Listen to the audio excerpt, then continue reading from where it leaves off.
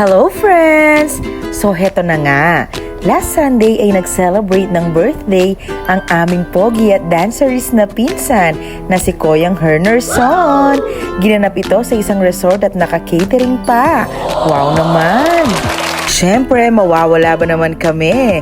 Kahit na busy at gabi na, present kaming lahat. Pagkarating nga namin ay agad ko ngang inikot ang aking camera at naglibot-libot muna kami. Okay din pala sa resort na ito. Yan nga po pala ang Ola Habon Resorts na located sa Santa Rosario, Macabebe, Pampanga.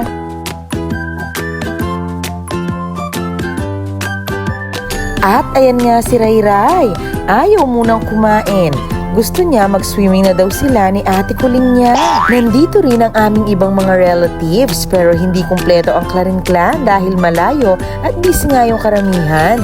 Nagkwentuhan nga muna kami bago kumain at mag-swimming ang mga bata. Ayan si Tatay Nick, nagre-ready na bago mag-video ke. At ayan, napamessage pa siya sa birthday celebrant. Kumain na nga kami. Ito yung birthday na unlimited ang donut. Sobrang lahat ay nag-enjoy, mapabata man o matanda. After nga kumain ay agad na ngang nag-swimming ang mga bata. Dahil gabi na ay binilisan lang nilang pagsiswimming. Siyempre, pati rin ang mga feeling bagets ay nag-enjoy din. Naku, eto si Tatay Nick nakatambay na nga sa may video, okay? Siyempre, hindi ka Clarin kung hindi ka marunong kumanta. Tingnan nyo naman ang score ko. At nagpatuloy pa nga ang kasiyahan, nagkantahan at sayawan pa kami. Bawal ka noong KJ. Ay rugoy Tatay Nick, neka inumiyang marakalapulang kabayo. Pag-apan albene kanini ini, paburane ka ako. Sing and dance ne, iya ko no'y Totoy Bibo. At nag-love song pa nga. Balada yata, teenager lang.